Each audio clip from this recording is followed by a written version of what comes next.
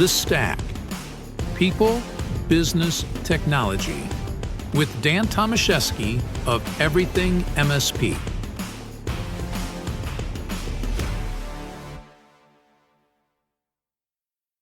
Hello, everybody. Dan Tomaszewski here. Welcome to another episode of The Stack, where we focus on people, business, and technology. This is another one of our installments of MSP Breakthroughs, where we learn from MSPs that have taken their business to the next level, finding that aha moment. And I am here with Justin Esgar. How are you doing today? I'm good. How are you? Yeah, doing great. Your MSP is called Virtual Computers. Virtual Computers. And so the first thing I wanted to ask you is, can you tell us a little bit about your business? Yeah. So Virtual has been around for about 17 years now. Started with myself in New York. We're an Apple-based MSP, so we're a little different than you probably. Yeah. Everyone who's listening just turned this off, right? Right. Unique in that we're fully Apple. 98% Apple, because there's always that bookkeeper who's like, Excel is different. I'm like, right, whatever. Kind of the flip side, for most MSPs, there's that one Mac user. Yeah. The designer who definitely has like a tie-dye shirt and dreads. Right. Whatever. Yeah, totally. But yeah, so do that. That's our primary business, and then from there, I've written a book. I host a conference. I do a podcast. I sell funny T-shirts on the internet. Like, I've done a lot of different stuff. What's the name of your book? It's Apitalize on Your Idea. So so back in 2010, 2011, I actually had the first ever PDF signature application for iPad. Okay. And this pre-DocuSign, pre-EchoSign on this. Okay. And we got written up by a lot of magazines. I got to a fight with a Wired magazine. I'm dating with No way. They were like, they wrote this whole thing being like, because we had a $99 version of our app, which was unheard of in 2010. Oh, yeah. And they're like, why is it so expensive? Blah, blah, blah. And so I put a video on the website for the app being like, if you leave a comment on this guy's article on Wired magazine, I will keep the price lower. Yeah. As many comments. We kept it like that for like 2 weeks. And like, this guy was like, who is this army of people that are talking about this? It was great. Yeah. And then during the COVID years, we started to expand our Apple consultant agency. We started to acquire other Apple consultants, including an Apple authorized service provider, so we can fix hardware now legally under Apple warranty, and a training company, actually here in Colorado, surprisingly. And so we've started to grow out in that realm as well. So I've done a lot of things in a very short amount of time. Nice. Well, as entrepreneurs, that's what we do, right? Yeah. I've always said that, like, I'm a business person first and a technologist second. I was the number one candy seller of FBLA junior year in high school, and I still hold that as part of my LinkedIn profile. Do you really? That's awesome. Yeah, my LinkedIn profile is a disaster. Don't look me up, please. Don't look. So we're here to talk about breakthrough moments, right? Yeah. And every MSP at some point, hopefully every MSP, has found their breakthrough moment where they're like, you know what? This light bulb just went off. This is what has helped us completely transform our business. I had a discussion with the MSP yesterday that, they were talking about, hey, our business was great. We were comfortable, but we really wanted to just explode it, take it to that next level. Yeah. So let's talk a bit about what you found as far as a breakthrough for you. Yeah. So look, this goes without saying that, like, as a niche MSP doing Apple stuff, like, I'm not in. I come to an event like this and talk to people, and I do feel like a little bit of an imposter, right? Because I'll get on a stage with somebody who's like, I run a $30 million MSP. We take care of hospitals. And I'm like, I take care of graphic designers. Yay. Like, It doesn't really bode the same.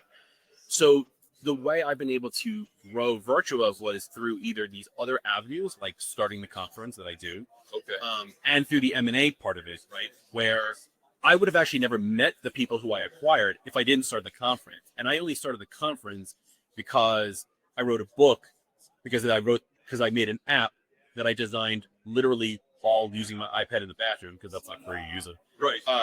To solve a problem that I had in 2008 with having too much paper in my studio apartment in New York City. Okay. So, like, it's weird to think that, like, this small problem I had, which was when I started out, I was doing like paper work tickets. And paper work tickets. Yeah. So, like, I would come with 2 sheets. I would, like, fill in what I did. You would sign one, and I would keep that, and you would keep the other one. Okay. And in New York City, I have this apartment just filled with paper. I was like, there's got to be a better way to do this. I create sign my pad. I then start going on stage at Mac events. I'm talking about something I've had.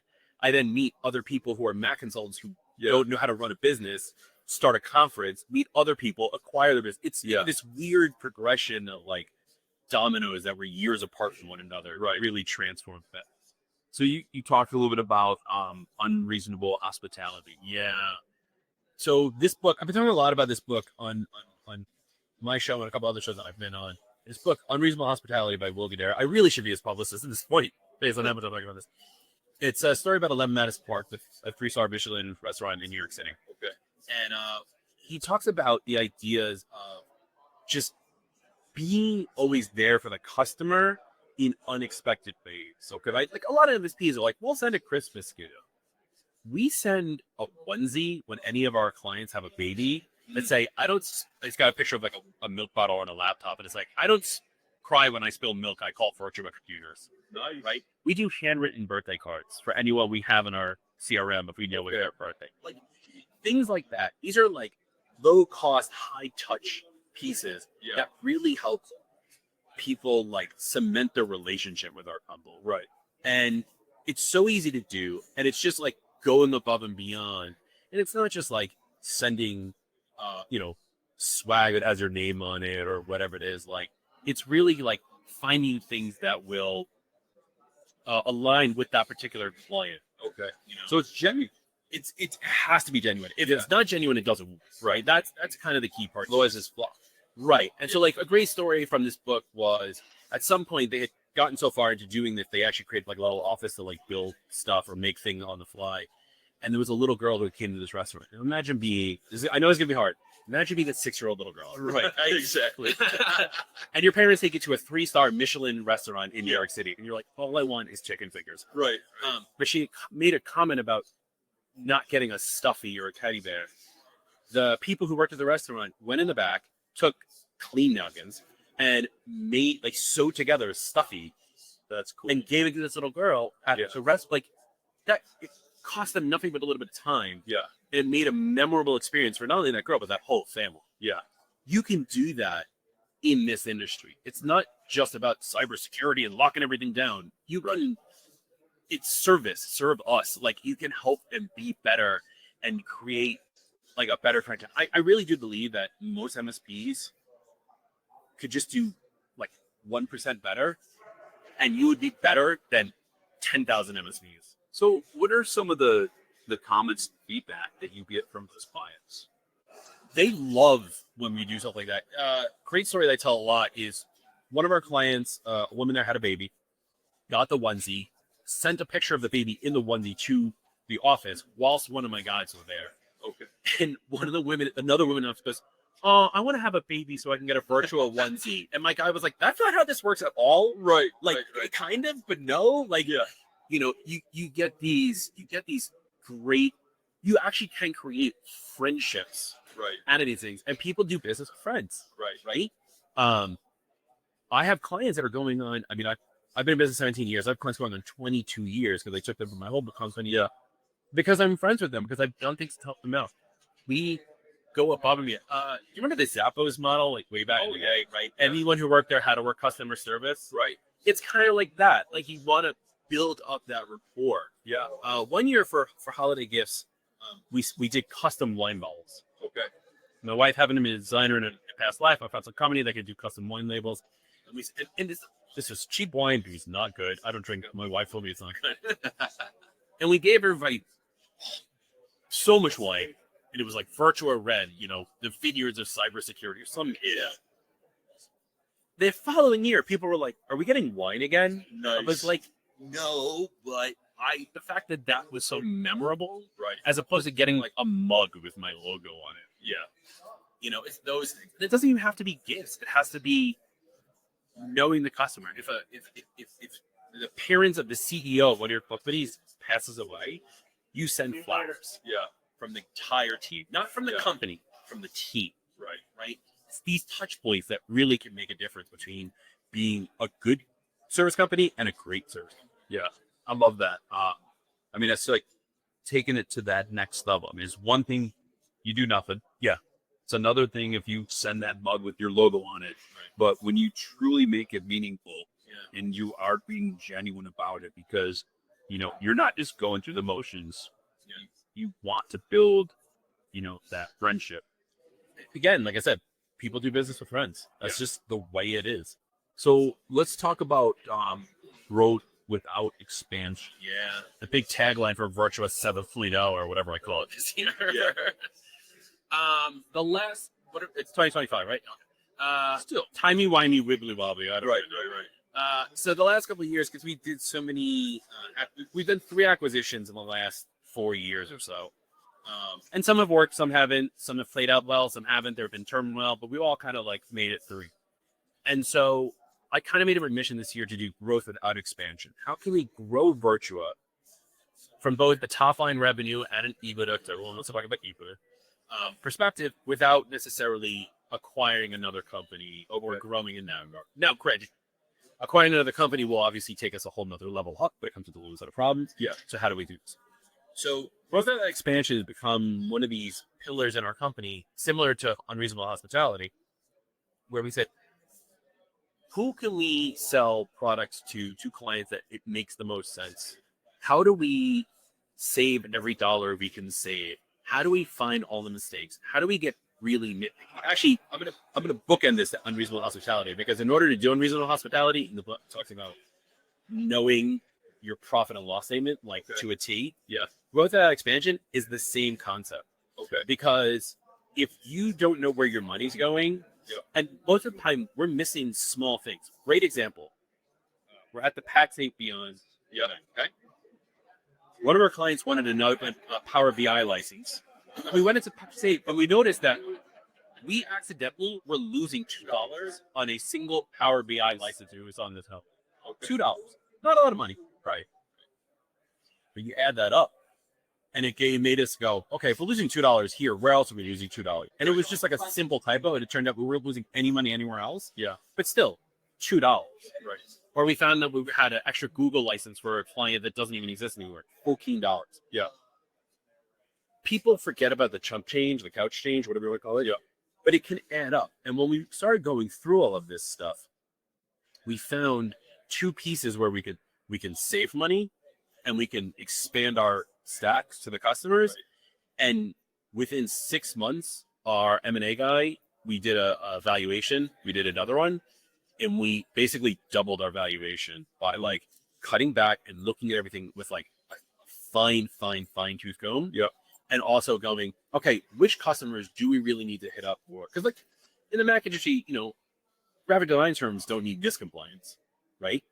But I have a graphic design firm that works with banks. Okay. Let's talk to them about NIST compliance. Right. See what that looks like, and how do we add to their Slack and whatever that is. And that's selling more services and more internal pieces or whatever. So if you do both things at once, because that's the kicker, you can really grow your business.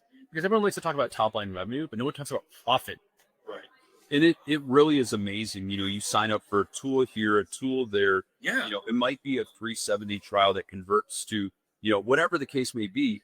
And somebody in accounting may not, they're probably just like, well, they're just using it. Yeah. And it's shocking. Yeah.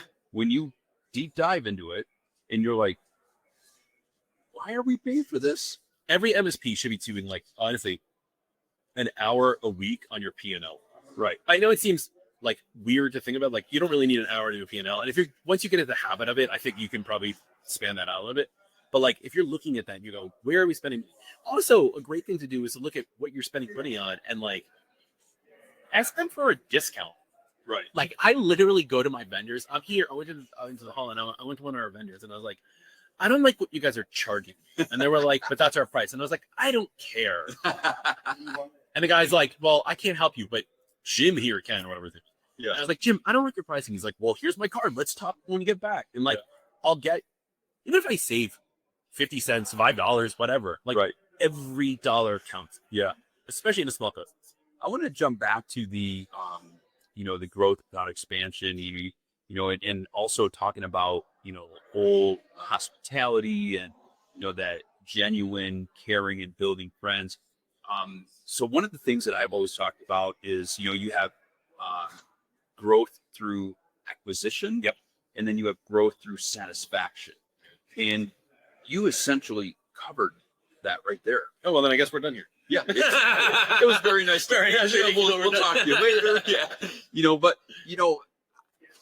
what does it take for an MSP to truly embrace that? Because we get so trapped into what we're doing every day. We're always focused on, we need more and more clients. We need more and more clients. What about those existing clients that you haven't, taken it deeper to a deeper level? I feel the we need more clients thing. You'd be so commonplace. Like, I host my own panel labs, right? Yeah. And I ask everyone, what do you want to learn? And, Plug on your conference. it's called the ACES conference, ACES. It's all about the business side of IT consulting, specifically for outbound consultants. Okay. So much smaller than this for sure. But I get on my what do you want to learn? And it 9 times out of 10, it's on one more class, on one more class, on one more. Yeah. And it's not always, yes, you do need to get more customers because you do have churn or you do have attrition or whatever. Right. But you do need to foster those better relationships. I have clients from an acquisition who came over and they were paying original pricing from that original MSP, which is less than half of what I normally charge. Right now, the client is in Iowa. My base is in New York. So you can see there's a big price. Right. I can't jump them that price. But what I can do is take a deep dive into their business and say, okay, we're going to bump you 5-10%, and we're going to talk about a NIST assessment. Okay. Right. Or we're going to talk about adding an extra email security. And I'm going to find the right tool where I'm going to get the most profit margin. Yep. And I'm going to use that to help move that needle on them. So they might not be paying double price, but they're getting a lot closer to it. Right. Right. I think the big thing is that MSPs tend to be technologists, not business people. Right. You have to, and we talk about wearing different hats, whatever, you have to be a business person. And if you're not good at business, talk to somebody who is, take a LinkedIn learning, do whatever. It's not always about adding another vendor or doing whatever. It's really understanding the core concept. I think the best one is marketing. MSPs, I hate doing marketing. Yeah. I'm in that boat also. And I'm not going to go and promote any of the MSP brand companies because I'm not going to say, but whatever. But there are things you can do that is just good marketing. Get on LinkedIn, do more social posts, have things, do a show, throw a party, whatever. These are low thought concepts. MSPs need to become business. Yeah. And just do it. You just jump in the pool. Yeah. It's more. Exactly. Justin, you're awesome. Thanks. I really appreciate it. And for everybody out there listening, another episode of MSP Breakthroughs. You too can break through. It's just a matter of, like we just said, you just got to do it. Just jump in and do it. Until next time, everybody have a great rest of your day, and we will talk to you soon. Take care, everyone.